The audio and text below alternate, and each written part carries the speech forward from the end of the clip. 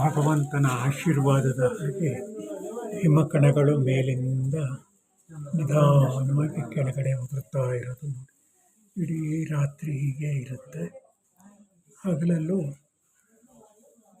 ಬಹಳ ಹೊತ್ತು ಹೀಗೆ ಇರುತ್ತೆ. ಈ ಚಳಿಗಾಲದಲ್ಲಿ ಸೂರ್ಯರಶ್ಮಿ ಬಿದ್ದರೆ ಈ ಬೀಳುವಿಕೆ ಕಡಿಮೆ ಆಗುತ್ತೆ. ನೋಡಿ ಅಲ್ಲಿ ನೆಲದ ಮೇಲೆ ಹಿಮ ಬಿದ್ದಿರೋದು. ನೆಲ ಅಂದರೆ ಇಲ್ಲಿ ಗುಡ್ಡ, ಅಲ್ಲಲ್ಲಿ ಅದು ಟೊಳ್ಳು ಬಿದ್ದಿರೋದು ಕಾಣುತ್ತೆ. ಆದ್ದರಿಂದ ಈ ಜಾಗದಲ್ಲಿ, ಈ ಏರು ತಗ್ಗಿನಲ್ಲಿ ನಾವು ಪೂರ್ತಿ ವಿಶ್ವಾಸ ಇಟ್ಟು ಓಡೋ ಹಾಗೆ. ಯಾವಾಗ ಕೆಳಗಡೆ ಟೊಳ್ಳಿದ್ದು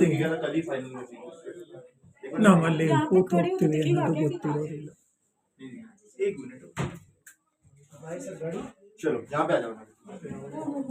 ಇದು ನಾವು ಇರುವ ಹೋಟೆಲ್ ಒಳಗಿಂದ ತೆಗಿತಾ ಚಿತ್ರ ಇದು.